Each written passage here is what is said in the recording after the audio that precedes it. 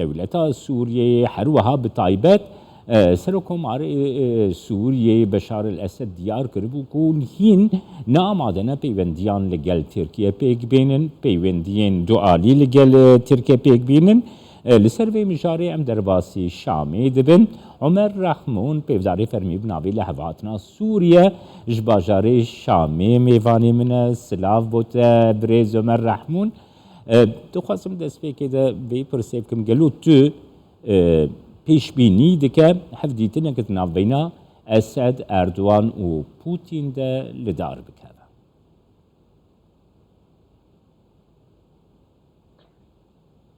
تحية لك وللسادة المشاهدين. سلاف لوبين لو بين رنوا درباري بيوندين دنا برام هردو سروكين روسيا تركيا وسوريا هن داخياني هنين تركيا بيشتر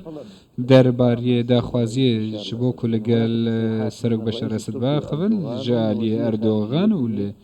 جالي وزيروي درفجي هن دمان دقوتن كو وزلال كرن بلاف دكرن كو تركيا دخوازه كو لقال سرق بشار اسد باخفن لموقف سوري همو دزانن موقفك كو بيدنگيه و چه زلال كرنك دوي درباري دا نينه باوه فرمينه پیشوازي كريه نجي جدور كتيا لوكا خواندن مجبو روشا سياسي لنافچه لسوريا باوه كي تايبت سوريا پیشتر باوري باردوغان هبو و درگه سوريا جبوي فكربون و پشتر اف تصريحات سياسي كو اردوغان دان پشتي ويكو خوست لقل بشار اسد بجفا نا كافين اردوغان قلق تشتكرن و هر و پشتوانيا قلق جروبين ترورستي كرن و تركيا لدوفوان خلق راوستان كو خلق سوري شهيد كرن پشتي حمو اوا چه بوي اردوغان چه كري اسوها نابينم كو سوريا دخوازه بتصريحكي سياسي پیوندیان چه بکه دزانن کل عفرین و دلبه و جرابلوس و تلبیز و رأس العین سریکانیه داگیرکاریا ترکیه هی و هروها پشتوانیا گروپین تروریستی حیانها بردوامه و هروها گفا ترکیه هی لسر اپراسیونک النافچین سوريا نبر عقله بحثي هفدي تنك السياسي بكيندنا برا بشار أسد وهروها أردوغان حيانها أردوغان لسر داگير كريه ولسر چاف برسيتيه دا خفا ودخوازه بچنا واخا سوريا وبشتفانيا جبهة نصرة دكا زلال كرن تشتكى و أفا چه دبا تشتكى ديا اف زلال كرنين كوردوغان دبيجي چه گرنگياوه تنه لجمع لسوريان اگر ام پراكتيك كرداري نبينن كو سپاي داگير كريه تركيا كو سوريا گرتنه سالين داوي دركفا وكا مبدأ حرتشتكو قلي دبن جي أردوغان دبينن كو رد كرنو و بيدنگيا سوريا هيا لهم برفيه كي وفجي بلغي كي مزنا كو بريارا سوريا اوكو ناخوازه كون ببا جي بيخمتي كون بوني أردوغان دخوازه جبو سياسته و جبو حلب جارتين 2023 مفايج في ببينه و اوبوزيسيونه ببزينه اوبوزيسيونه كو لقل سوريا بريز رحمون نها سرو كومار اردوان بريز رحمون سرو كومار اردوان دي 11 سالانده جي 2011 حتى 2022 رژیم سوری بالطایبتی بشار الاسد وكي قاتل وكي تروريست وكي خوين مج دستيوي بخوين بناف ذكر افقو هراندنا سياستها تركيا هم بتشفى قريدت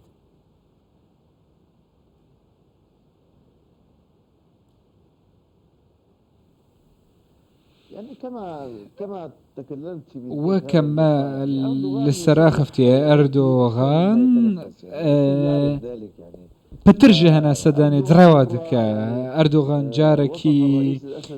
بحث لأسدك وصفدك كو سركردك میناکاوی تونە و جارانجی دەبێژە تاغیە جاران دەبێژە لەگەلوی ئەم گۆتوبێژە دکەن و کۆمبوونێ دکەن و جارانجی دەبێژە ئەم کۆم نابن گۆتنên vî kesî gotinekin ku newek yekin ji heftiyekê bo heftiyeka dî em li Sûriya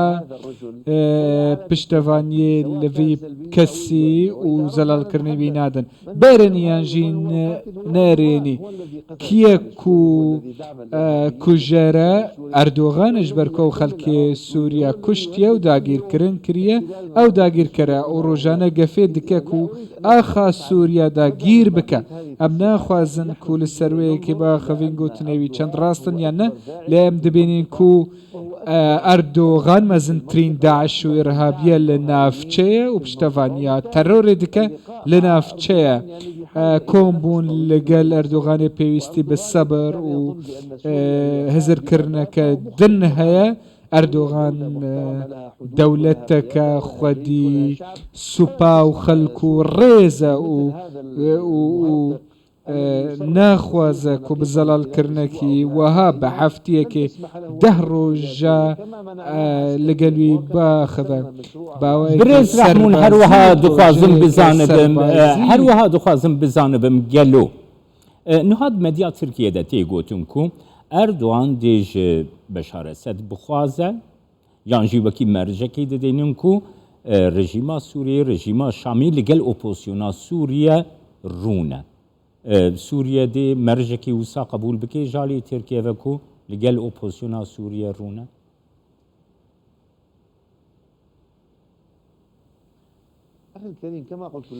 برایە برێس وەکە من شتەڕۆ گوتی ئەردوغان وێ دەبێژەیە کو ناکە موقفە فەرمیە سووریا حەیانەها بێدەنگیە وەکە پێشترژی ئەف گۆتن ڕەتکردن و هەروەها گۆتن کو درەون زەلالکردنێن درەوە لێ لە مەحێنداویێ بۆ چوونە فەرمیە سووریا بوو کو بێدەنگیەک حەل بژارتن و هەروەها نەخواستن کو گۆتنی نوێ مەزن بکەن وەکە من شتەڕەگۆ گۆتن تشتەکە و ئەڤا چێ دەبێت شتێکە دیە سووریا دەولەتەکە کو ji ber dagîrkariya Tirkiya dinale weke li beryar İsraîlê nalî ciyawaziyekî mezin heye ew dagîrkariyê dike em nikarin ku hevdîtineke siyasî pêk bê ku li ber hemû ragihandinê Erdogan nebêje ku supayê Tirkiya li demekê diyar kirî berwerêka diyarî kirî wek li hemberî Rûsya û İranê û navdewletî jî bêje ku em vetikişin ji axa Sûriya belê proseya danûsandinê proseyeka dîplomatîk di navbeyna Şam û Enqere'de li gora baveriya te li ser çi mercan li ser çi binemayê dikarê pêk were kek Ömer Rehmûn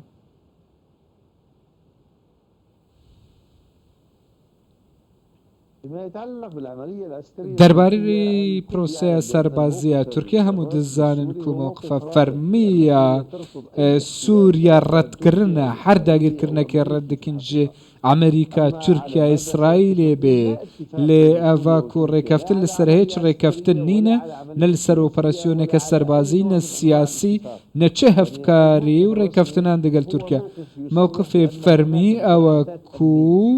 هەندێک هەفکاریێن ئەولەهی هەنە لێ حەتانە هاژی چ چێ نەبوونە و نەگەشتنە هیچ ئەنجامەکی کوچە لەسەر بێئاواکردن باوایکی سەربازیانژی سیاسی ئەفەفدیتنێن ئەم نینە ئەگەر ئەم بەحەس لەوەیەکێ بکەن ئەم نەگەشتنە چ ڕێکەفتنێ هیچ قیمەتاوانجی تونە سووا دەبینیم کو حەیانەها هیچ ڕێکەفتنێکی ئەولەهی و سەربازی و سیاسی تونە ji ber ku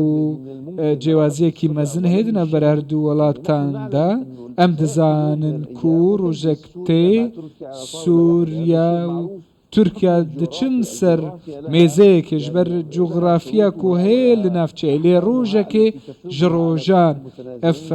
ehkamên ku hene li vê navçeyê wê rojê dema ku rûdinin Tirkiya û Sûriya lê kengî û çi berwarê û çi mereç çê dibin û çi encam çê dibin û çê telebatên ji Sûriya ji Tirkiye dibin û berovajî em nizanin belê spasiyat etkim Ömer Rehmûn pêvdarî fermî bi navê lehevhatina Sûriye ji Şamê gelme